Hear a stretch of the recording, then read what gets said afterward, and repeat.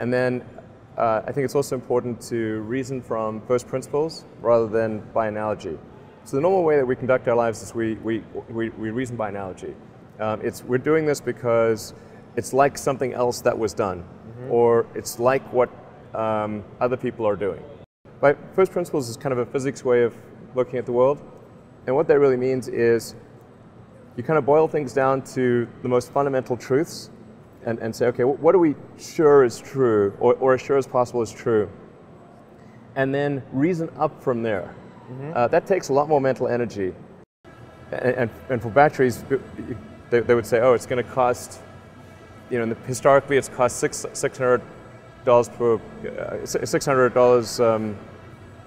per kilowatt hour. And so it's not going to be much better than that in the future. And you say, no, okay, well, what are the batteries made of? So first principles would be to say, okay, what are the material constituents of the batteries? What is the spot market value of the material constituents? So you can say, okay, it's got cobalt, nickel, aluminum, carbon, and some polymers for separation, and a steel can. So break that down on a material basis and say, okay, if we bought that in the London Metal Exchange, what would each of those things cost? Like, oh, geez, it's like $80 per kilowatt hour.